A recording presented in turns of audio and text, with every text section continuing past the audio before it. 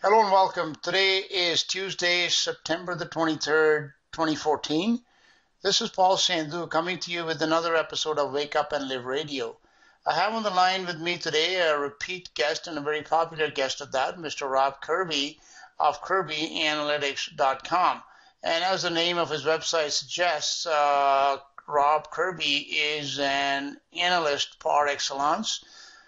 Not the kind that you see on MSNBC and the shills out of Harvard University and such. He delves deep into the data that is coming out from our government and corporate sources, and he discovers the reality behind the facade that is our geopolitical and financial world. So without further ado, hello and welcome, Rob. Nice to be with you, Paul. It's always good to have you, and from the number of views and comments and everything that I get when I post your interviews on YouTube, you are very well respected and well, liked by the audience. So I must say it's always, you keep getting these messages, it's time to talk to Rob again. The last time we spoke was about 6 weeks ago. So since then, Rob, what is on your radar as far as the geopolitical and financial world is concerned? Well, I think probably the most relevant and important thing to address, Paul, has been the unmitigated beatdown we've seen in the last couple of weeks in I'm going to say, the paper prices of gold and silver. And these attacks have come largely during North American trading hours through the COMEX exchange, where the selling has been relentless of paper gold and silver contracts, and they currently have the paper price of silver trading under $18 with a 17 handle, and gold's just been beaten, literally beaten with a stick. And it's in that light that I want to share with you a story, because I think this really cuts right to the essence of what is going on in our financial universe today in terms of intervention and suppression by financial elites. I want to share with you a true story. Roughly 10 years ago, so this would put this around 2004, and this would be when the price of gold was trading in the mid $300 per ounce. And on this occasion, my brother and I happened to be out playing a game of golf in suburban Toronto. And just by chance, we were matched up because we were playing as a twosome together in golf. Right. We were matched up with a single golfer, and this single golfer happened to be a retired Swiss banker. Specifically, he was the chairman of a Swiss bank in Canada. Okay. And as we started to play golf, we started chatting first just about pleasantries. And sure enough, as we moved along, it was on the sixth tee where the talk or the chatter between the three of us turned directly to the markets. And this retired Swiss banker asked both my brother and I what we thought was a smart place to have money and where we thought the best investments were in general going forward. And my brother and I think much alike, and we both expressed our views that gold bullion was a great place to be heavily invested, probably disproportionately invested on a go-forward basis.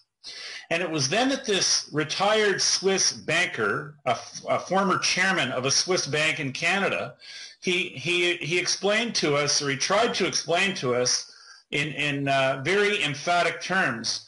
He said to us, if you guys had any idea about the efforts that have gone into discrediting gold as a financial vehicle and as a go-to asset, if you had any compulsion or notion of how much has gone into discrediting gold, I don't think you would be quite as bullish as you people are speaking. So to that, I would like to add, isn't it interesting how both of us were correct? Because even though the price of gold has been hammered and mercilessly suppressed over that time period, we still have seen the price go from mid-300s over $1,200 today per ounce. And so he was correct in a sense, saying that, yes, the suppression is there. He obviously had intimate knowledge of it himself, or wouldn't have been speaking in that tenor. But isn't it also true how we were correct also? Because the core hypothesis to the gold bugs that are in the know, I'm going to suggest to anybody who wants to listen, is that over time, physical gold will trump, a demand for physical gold will trump the supply of paper ounces. Because physical gold cannot be printed into existence like paper contracts or promises of gold. So this is a real life story. This really happened, and you see, I can't unlive that, and I know for a fact that this is what goes on in the real world. And this is what, and it's this retired Swiss banker's first-hand account of what goes on in the gold market is exactly what's behind the latest absolute smackdown in the price of paper ounces of both gold and silver. And I will maintain to the end of time that in the end, the demand for physical precious metal is going to trump this nefarious criminal act, which is ongoing to this day, but it will fail.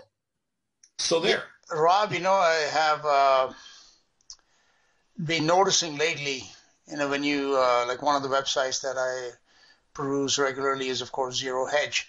And they have been big proponents of gold and silver for a long time. But lately in the comment section of some of the articles, I've been noticing a lot of discouragement on the part of people who have been long-term believers in gold and silver.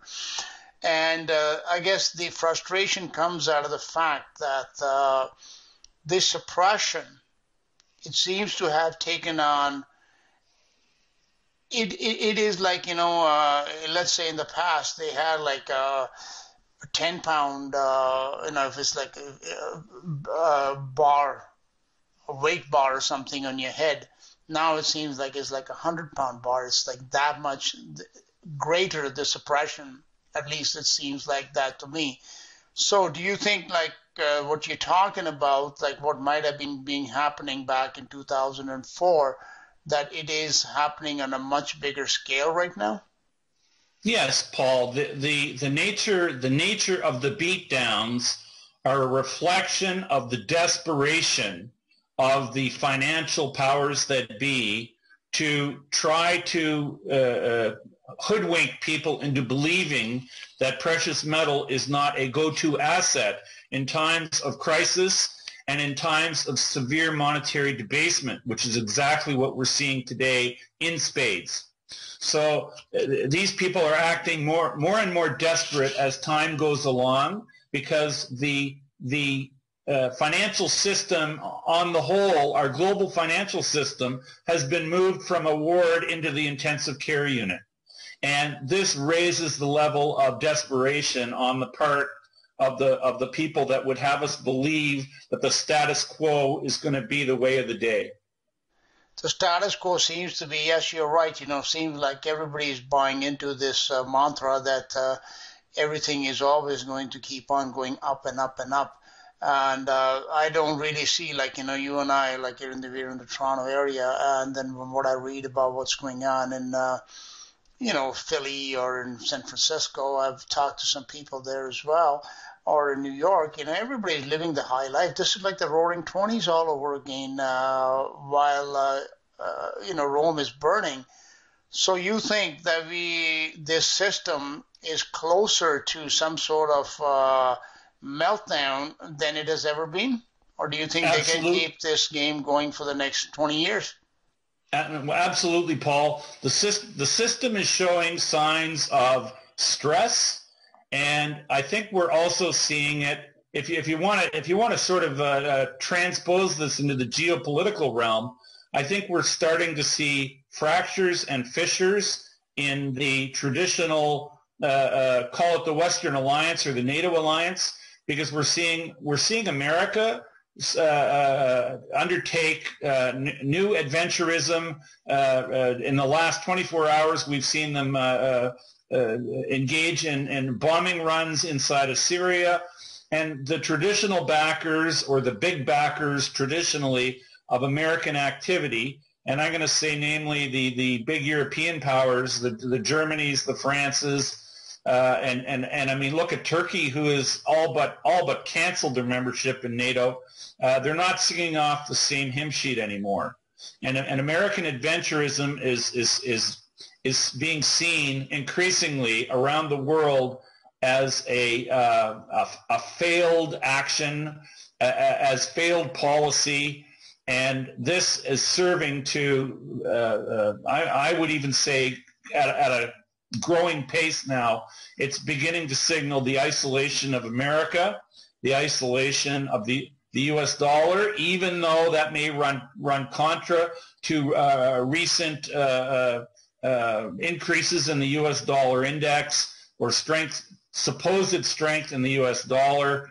The U.S. dollar has always been referred to as a war currency, and as armed conflict increases, typically the U.S. dollar is a go-to instrument. Also, I would like to say historically, this would have been a natural backdrop for a revving up of precious metals prices, but this has been absolutely disallowed by the aforementioned surreptitious interventions by the financial elites to arrest any natural go-to seemingly in the paper price. And as the paper price has been suppressed, all I can suggest to you, and if you're paying attention and if you know where to go look, physical demand for precious metals is ramping up, and it's literally running right off the Richter scale. That's what we've been reading for the past 4 or 5 years now, but particularly in the last, since 2012, that the big players like China and even Russia and India and such, they have the gold purchases have gone through the roof in those places. So yeah, I mean, makes sense to, if you think about this in logical terms, that the price of gold should have been like north of $5,000 already. So because it is not, that is of course clear evidence of a manipulation in this market. Now, talking about geopolitics, this, what do you make of this Syria adventure now? Is this ISIS threat? Was this a manufactured threat to actually bring about an invasion of Syria and to put a kibosh the Russian-Iranian, supply of gas, natural gas going through the Mediterranean? Do you think that has something to do with it? Well, I'm going to give you my simplistic view of all this. It seems to me that the radical Islamic element that's pervasive in the Middle East, we used to know it as Al-Qaeda, and it seems to me that the bigger thinkers were beginning to figure out, and did figure out, that the U.S. government, to begin with, Al-Qaeda was a creation of the U.S. intelligence establishment, and the U.S. intelligence establishment and the U.S. government were directly funding and arming Al-Qaeda. And it came out like last year, we had senior people in the U.S. military say that they didn't want the U.S. Air Force acting as the Air Force for Al-Qaeda. And this began to look like a really ugly sore on the body politic in America, which is why they morphed the name of Al-Qaeda into ISIS or ISIL or IS. They seem to have a new name for this ragamuffin plug-and-play terrorist outfit, which they seem to morph and move around the Middle East like a chess piece whenever they want to take down a different country. I'm kind of laughing here, Rob, because I'm old enough to recall that going back into the 80s and 90s, these names, from the Mujahideen to the Hezbollah to the Al-Shabaab to the Al-Qaeda to, these names keep morphing all the time. these names, but it's not just that the names keep morphing, Paul. These names are all creations of Western intelligence. No, of course they are. They were created by Western intelligence, They probably funded and earned by Western intelligence. They probably have a Madison Avenue agency coming up with these names all the time. Anyway, it's an absolute disgrace, and the notion that the criminal leadership of America, which is not legitimate, which has seized control of a great nation, and are literally using the U.S. military as a private thug force, and this is being done in the name of good people in America. It's an illegitimate government. America is no longer the good guys, and I mean it's hard for me to say that because I grew up as an American flag waver living here in Canada, right? And I always viewed in the Cold War America as being the good guys. Yes. What this is. So this did is most of the world. Even when I was growing up in India, I mean, I always thought the America, and most people around the world think that it is the greatest place on earth, and it has been one of the greatest nations, ever. But you're right. The leadership is certainly not a bunch of freedom-loving and loving and kind people. Well, I'm gonna take this back to another theme that you and I have talked about many times, Paul.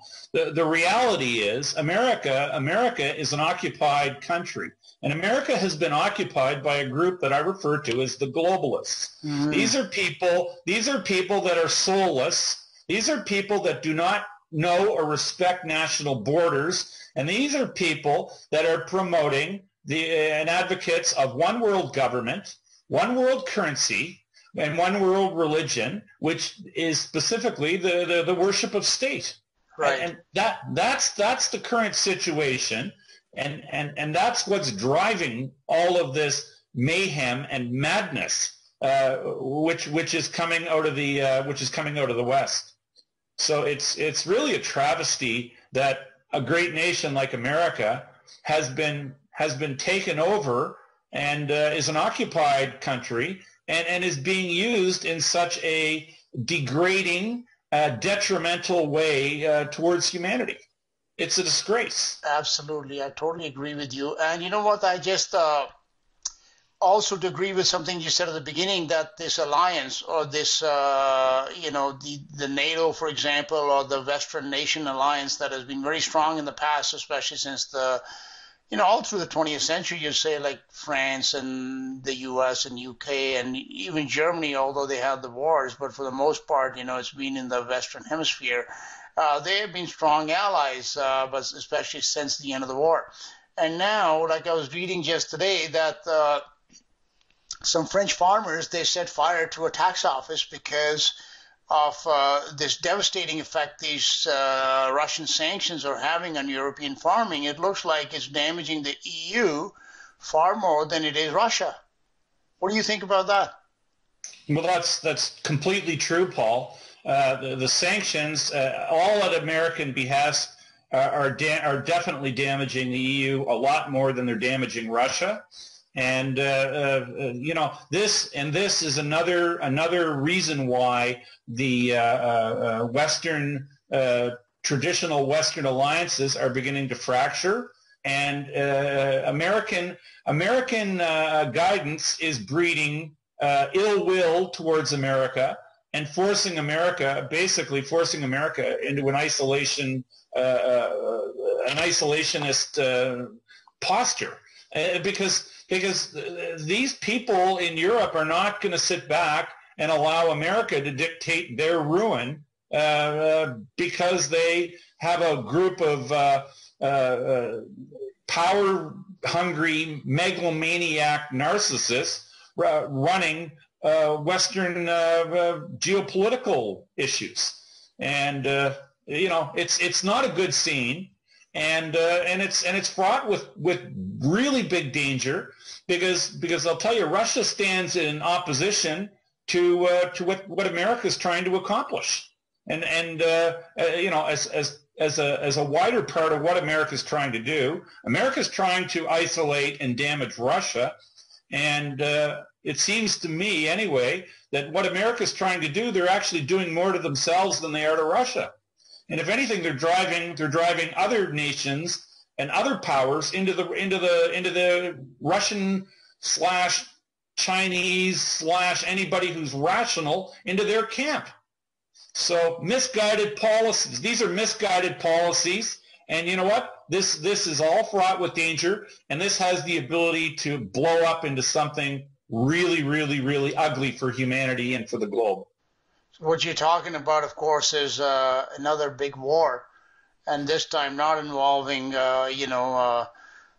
like small nations like Korea or Vietnam or Iraq or something. This could be like a showdown between the big players, and Russia is no pushover. Russia has the arsenal to do a number on the whole world, and they do on each other. If you're back to the Cold War too, like the people are referring it to, it seems to be in full swing now. And look at that, just in a matter of months, from 2013 to 2014, the world has gone back to like 1962 again.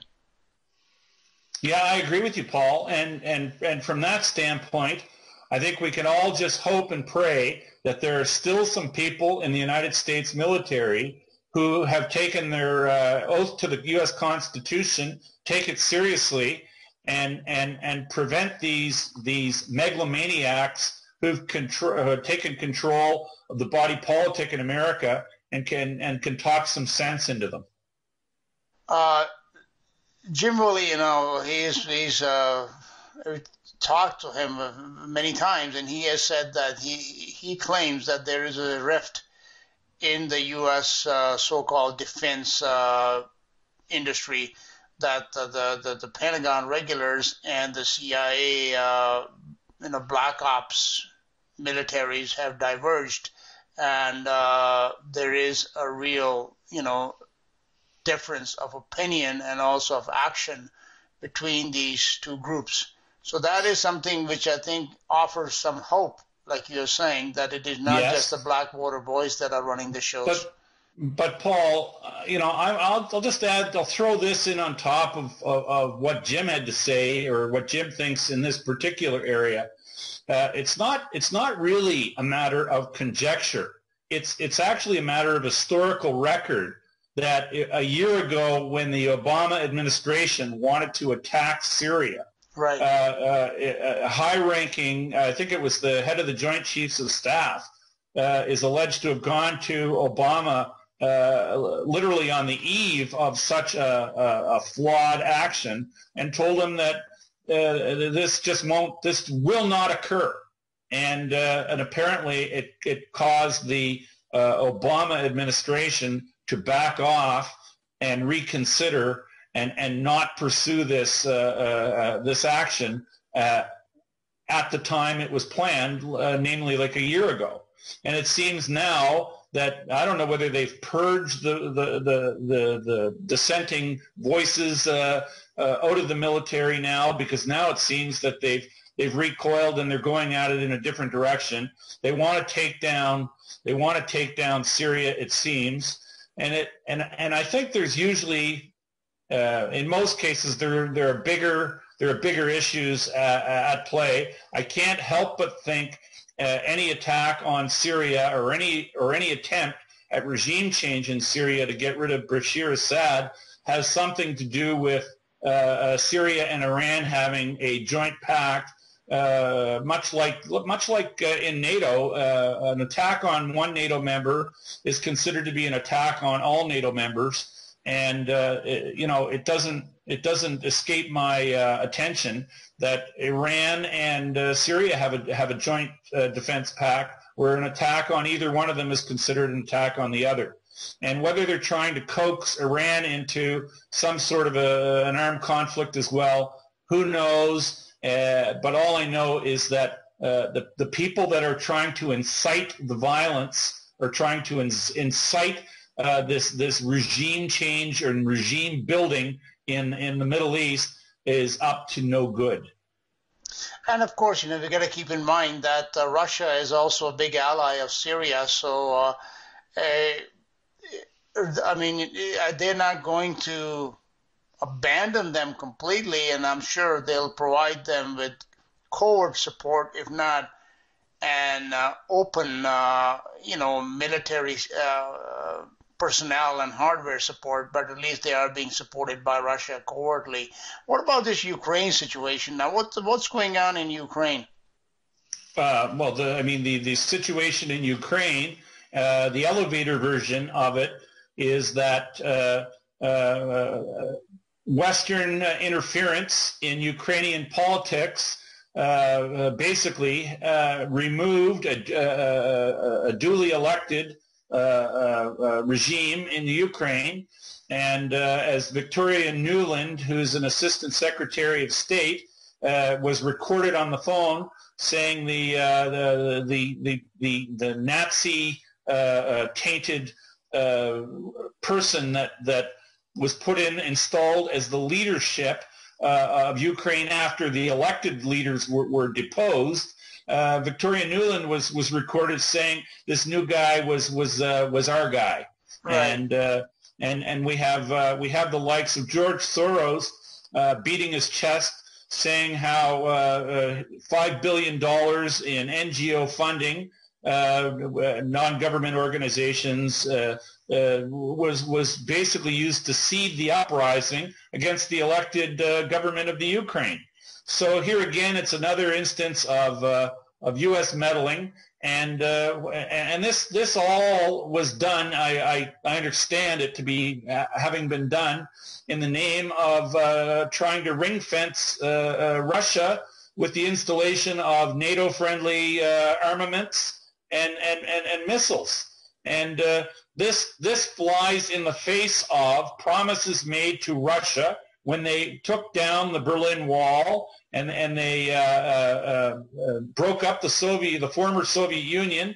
Promises and assurances were given to the Russian leadership at that time, back in the late 80s, early 90s, that NATO would not move one step further east.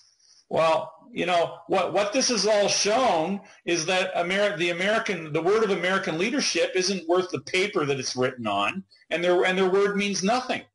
So because they're in complete violation of their own promises, and this is a disgrace. And this again is all being done in the name of good American people, and this is not right.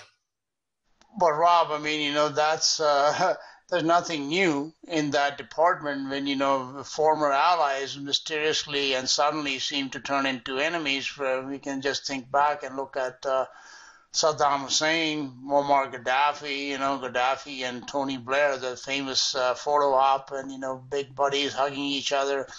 A couple of years later, they're just killing the guy in cold blood. So it's the broken promises are. That's not the first time.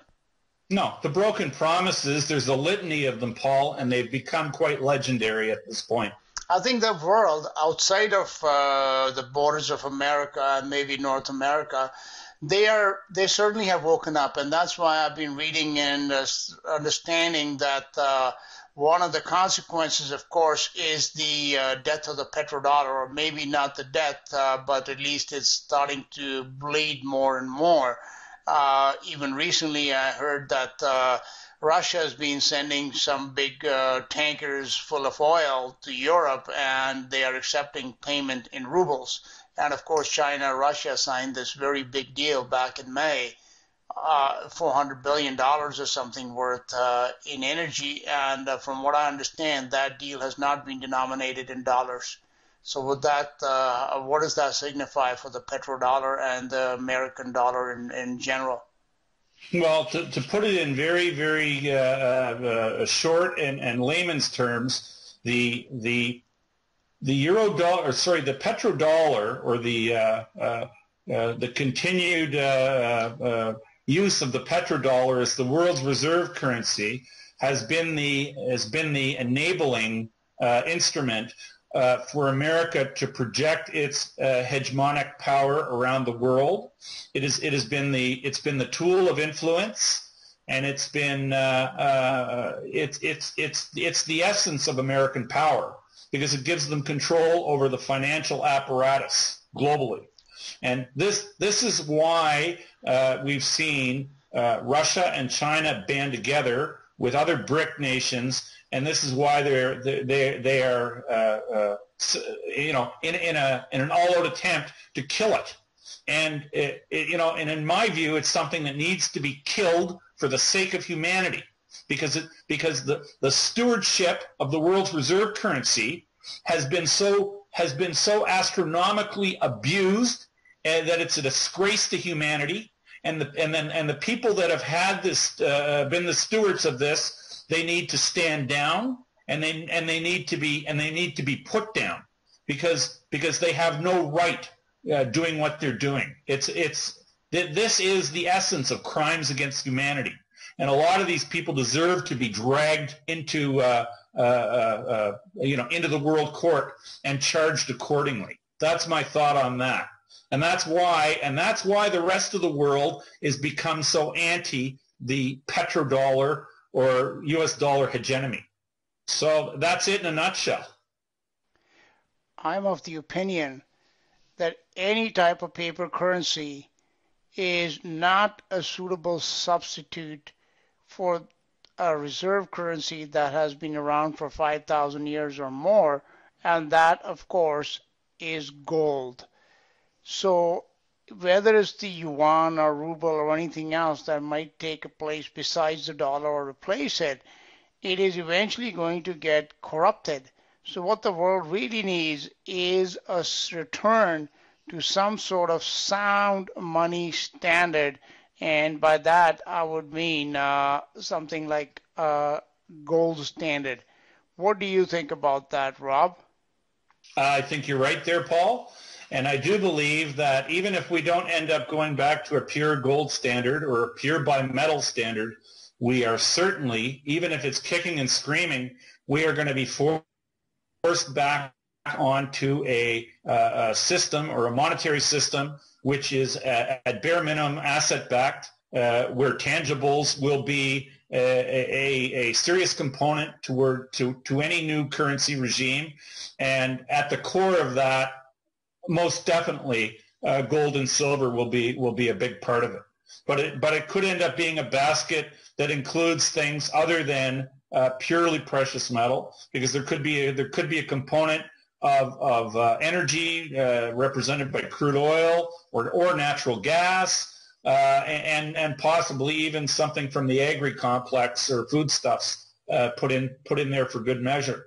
But it seems to me anyway that the mismanagement, the hubris, the mismanagement, and the disgusting stewardship of the world's reserve currency, as been demonstrated over the last 20, 30 years, is not going to be tolerated by the global community indefinitely going forward. And I'd have to say that the mismanagement of the world's reserve currency is coming to a close at some point here in the relatively near future. And so its days are numbered. It's outlived its purpose, and it's been abused and twisted and contorted to a point where it's intolerable to most rational human beings the world over. Now, Rob, I understand. I agree with what you're saying, but as you know, the U.S. dollar has been maintained as the world's reserve currency through the might of the U.S. military. So, do you not think for another player to come on the scene, they would need an equally powerful, or at least a powerful enough military force to confront the U.S. military might before this the U.S. dollar can be replaced? I don't necessarily agree with that 100%, Paul. I know what you're getting at, but if the current mismanagement of the U.S. dollar continues on its current course, in my view, we're going to see the dollar get increasingly debased, and at some point, I think there could be a hyperinflation, and it could be sort of a global in nature, but certainly a hyperinflation in the U.S. dollar. And if we get a hyperinflation in the U.S. dollar, America loses its ability to fund this military apparatus, because if you can't pay your soldiers are good to their cause and are obedient as long as they're being paid. But if what they're being paid in suddenly turns to tapioca, their confidence and their trust isn't necessarily going to be, who wants to work for nothing, Paul? Are you going to risk your life for nothing? It's one thing if you're risking your life for your family, or if you're risking your life for something you truly believe in. And it's another thing if you're risking your life because you're being paid to risk your life. But if you suddenly take away the pay because the currency that you're being paid in doesn't buy you a chocolate bar at the end of the day, you might not be as willing to jump out from behind a rock and take shots at somebody. So that's something to think about. So, Rob, what you're saying then is that if this debasement of the dollar continues on a grander scale than anyone could have ever imagined, then the U.S. itself will come down to the level of the other countries and other regions, militarily and economically speaking, because they will not have the resources available to them to continue to grow their military and maintain like 100 or more bases around the world as they have been doing for the past 60, 70 years, so that as the world shuns the dollar, the U.S. will not be able to support its extravagant lifestyle both domestically and internationally. Well, Paul, with the money printing that America's been doing, they've been exporting inflation for many years. If the whole world altogether or all at once or over a very short period of time, if they all lose confidence in the U.S. dollar in a very, very short space of time, those dollars all come home. And then that creates the hyperinflation at home. Sorry to interrupt, Rob, but this is not a future event about these dollars coming back to the U.S. because countries like China, who have significant amounts of U.S. dollar holdings, they've been spending them fast and furiously in Asia, in Africa, in Latin America, even in Europe and Canada, the United States, all around the world. So these dollars are already making their way back to New York and to American shores. And I'm sure all the other nations, Russia has divested themselves a lot of their treasury holdings as well. So there are many, many countries that are now following example, and a lot of these dollars are already coming home, but they will come back in a cascade in the very near future. Yeah, absolutely, it could. Which also, Paul, is why the data mechanisms in the United States are all doctored, and why inflation is underreported.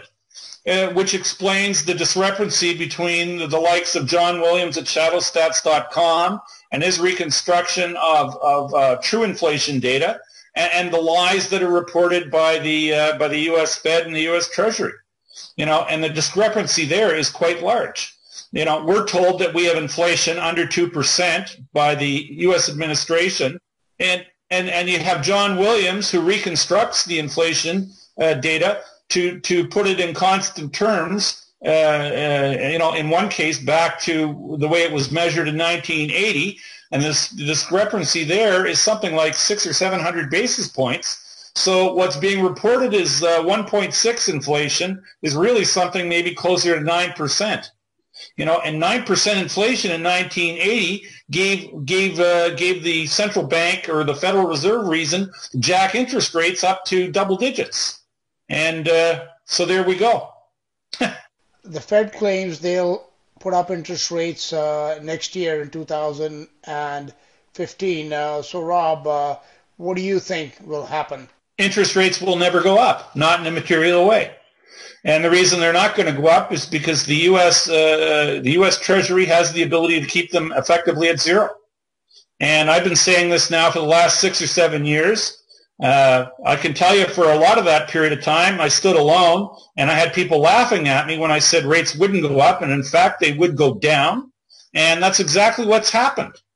And we've had the likes of all the mainstream economists. We've even had the likes of Bill Gross have the call on interest rates exactly opposite to what's going on. And through derivatives, the U.S. Treasury has the ability to dictate that U.S. interest rates remain basically at zero or very close to zero. And they might let the interest rates drift a little bit higher at any given point in time. They'll let them drift up 25, 30, 40 basis points, but then they come they're brought right back down. And it's like this is all done to give people the impression that there is a market. But what the reality, Paul, there is no market. It's all done by U.S. interest rates are all controlled by the U.S. Treasury. It's all done in back rooms, and they can literally airmail or plant interest rates wherever they want them at any time they want them. And this is exactly what they've been doing now since the financial crisis back in 2007.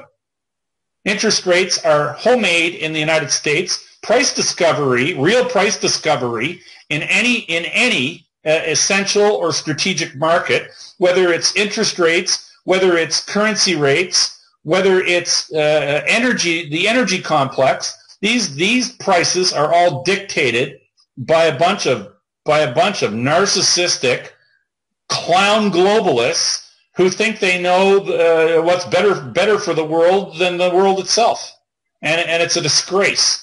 And to me, it constitutes crimes against humanity. And these people are all doing this, wrapping themselves in the flag, saying they're doing it in the interests of national security.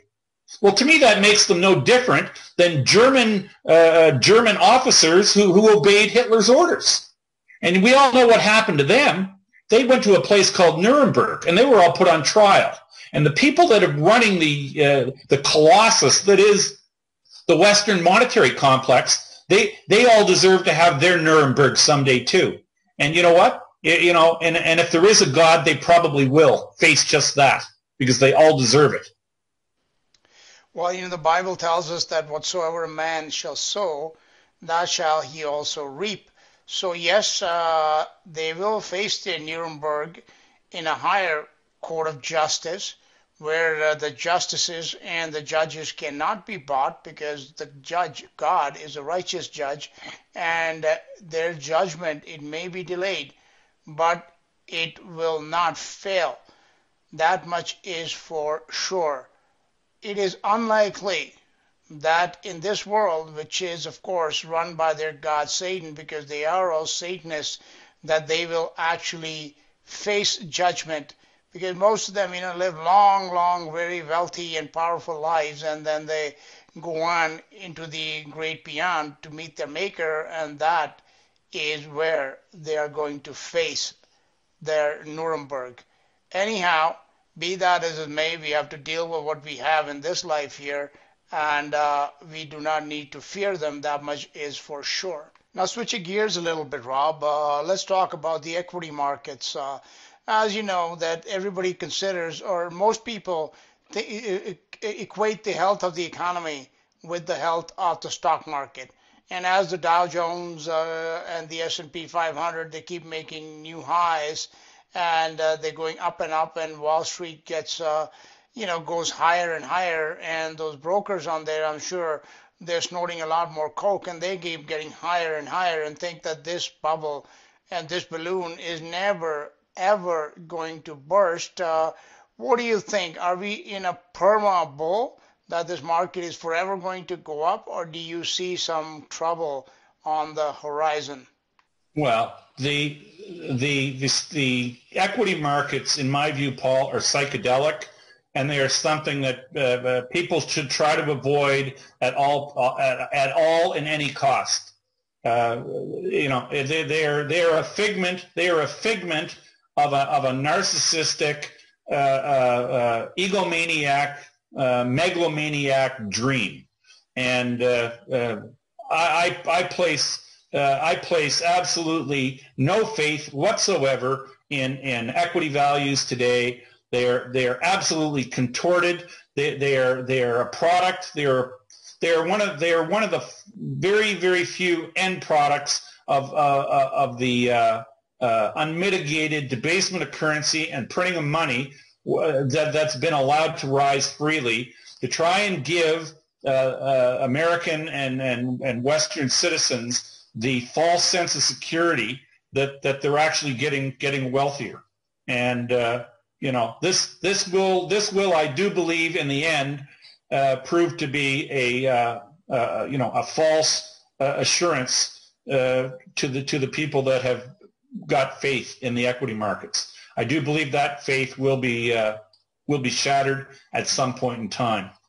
And hopefully not in the too near future, but to me it's inevitable that it does happen. And why not in the near future, Rob? Why would you want this psychedelic, hallucinogenic, false reality, matrix, trip to keep on going into the indefinite future?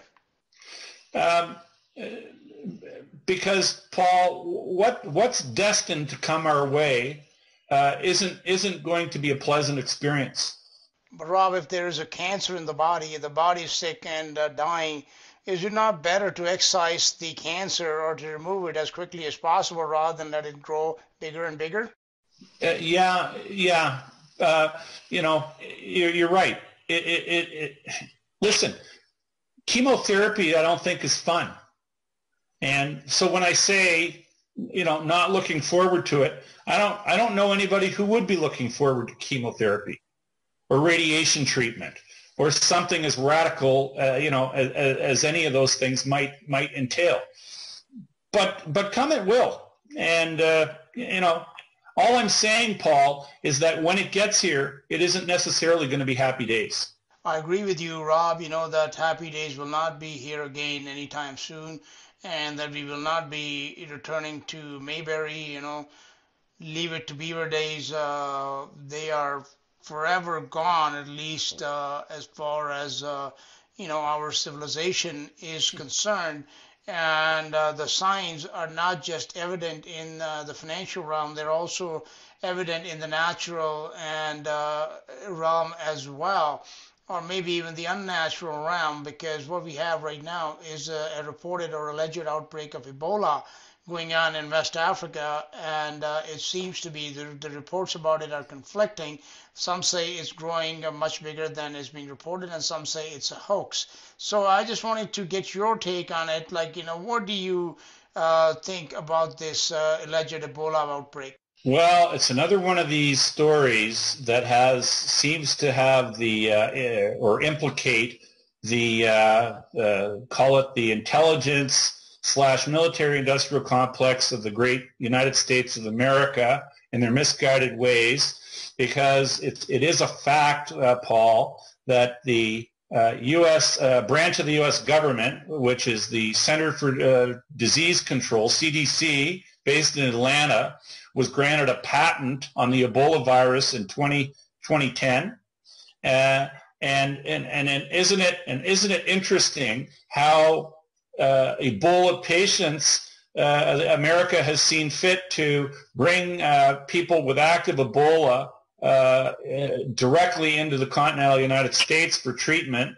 And this has a very, very, very bad odor to it, because this is not historically the way Ebola has been treated or managed or attempted to be dealt with.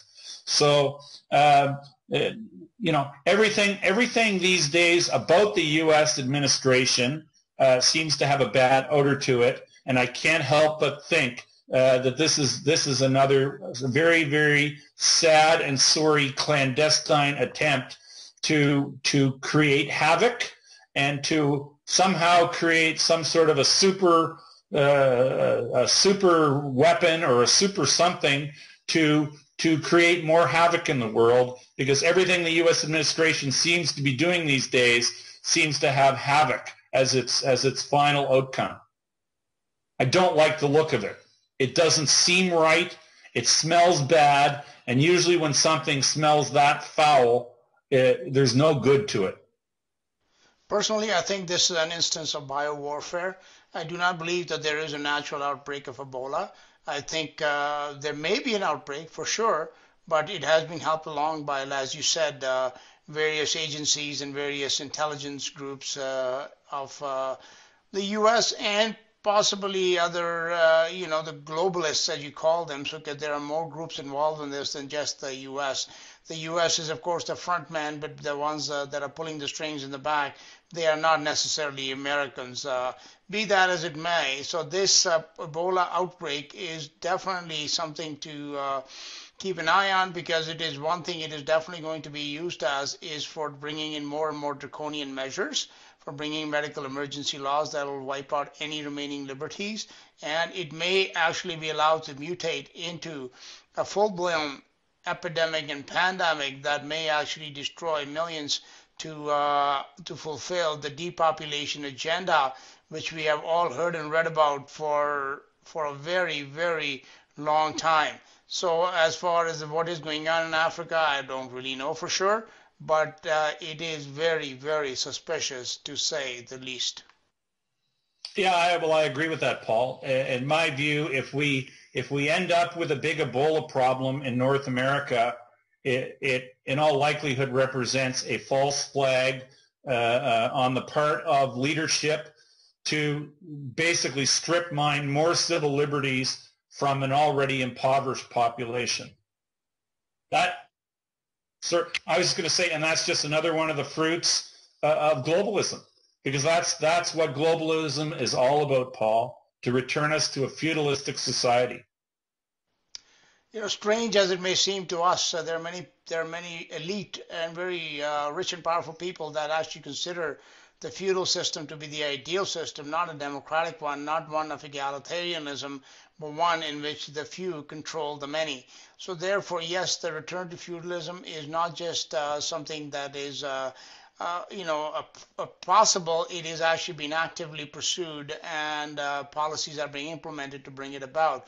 And of course, as the one of the ways of doing it is to collapse the economy and then to hide the crimes of the syndicate, then do something like an Ebola outbreak, for instance, or some wars or terrorist attacks, or any number of events can be orchestrated that would allow the controllers even more and absolute power that they so eagerly desire. I agree with that, Paul. And isn't it a coincidence that just when our global financial system, due to reckless mismanagement, seems to be on the brink of collapsing, we have all these external threats, whether it's global war or whether it's a pandemic. And and as for the coincidence, I don't believe in coincidences at all, Paul. And I think along the lines that just as you just mentioned, these are the false flags. These are the kind of things that these megalomaniacs put in place and have them ready to go just as they're about to be exposed for the failures and for the criminality that's been inherent in their monetary disorder. They have these things waiting in the wings that they can wheel out and that they can employ to try and deflect the attention or the blame onto their failed policies into another piece of havoc for humanity. And that is the nature of globalism, and that is the nature of the soulless nature of globalism, and that it is a religion unto itself, and it thirsts and lusts for power and nothing more. Regrettably for the masses, the power that these megalomaniacs and these madmen, these Neros of a modern time desire, is that of their god, Satan, who comes not but for to steal and to kill and to destroy. So that is what we see destruction left in their path on an unprecedented scale all through the 20th century. And it seems now that the 21st century, which has of course been a century of war already, with the destruction left all across in Iraq, in Afghanistan, in Libya, and parts of Africa and Syria now, it just is growing. There's been economic destruction in Greece, Europe, parts of Africa, Asia.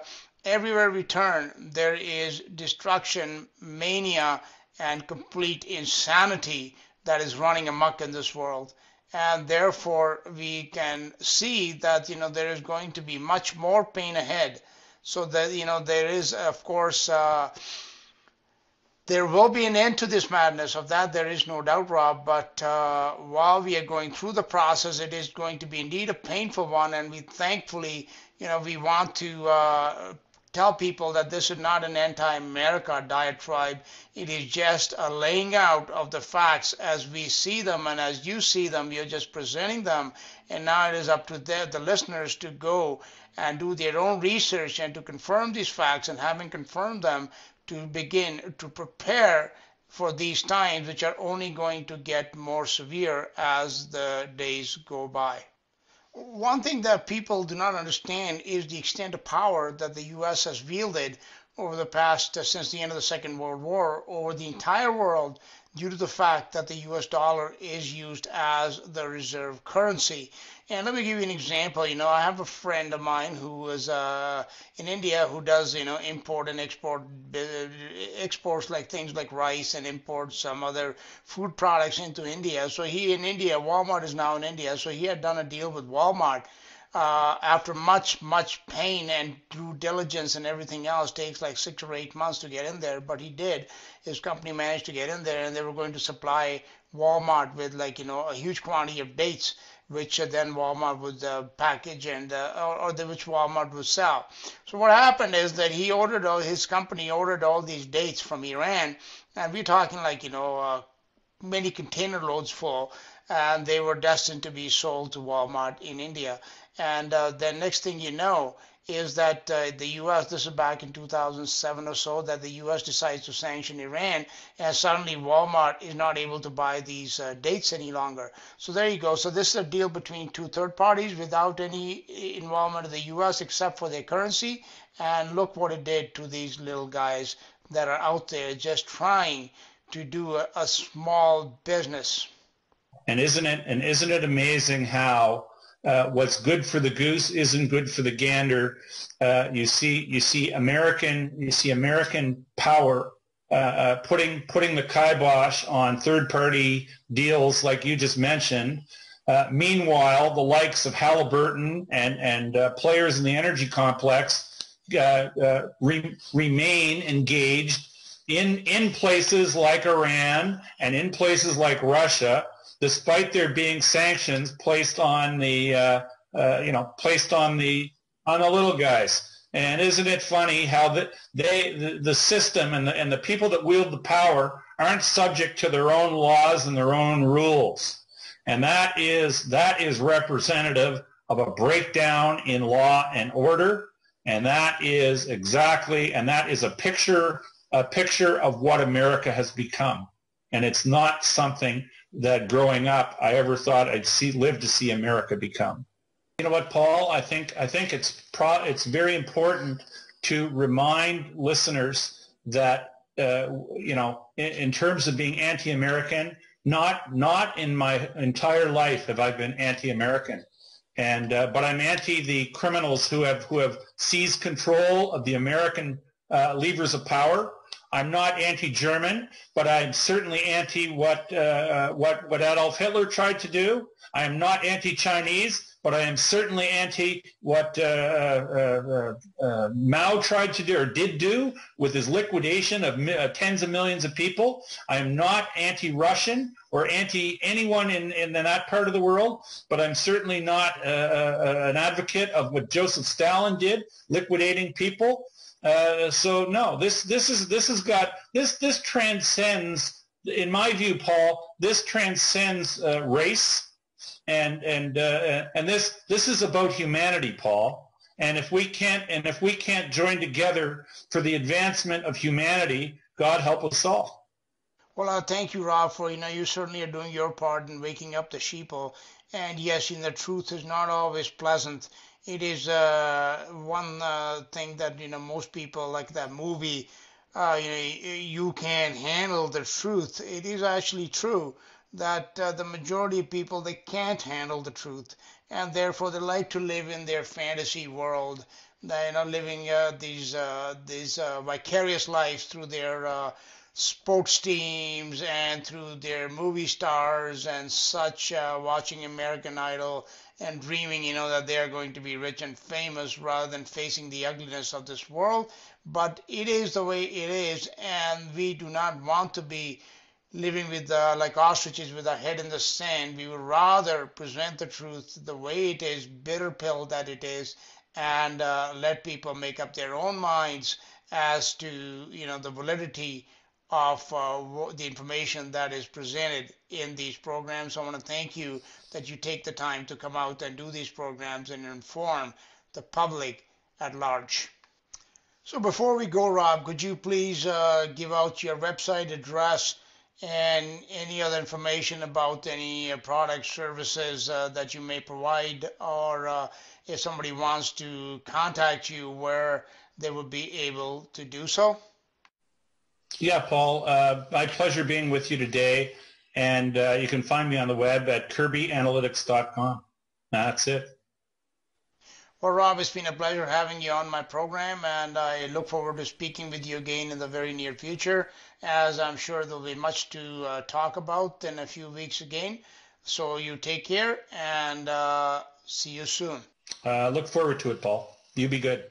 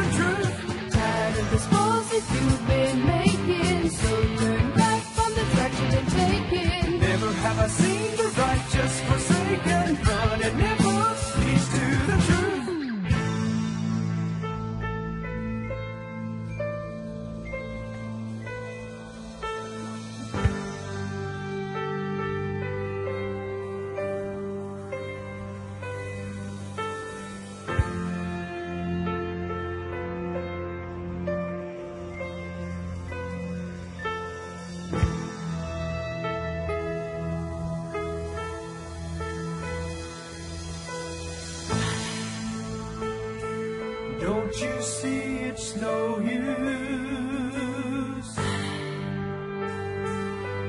You can only lose. It never leads to the truth. Now he's the only way.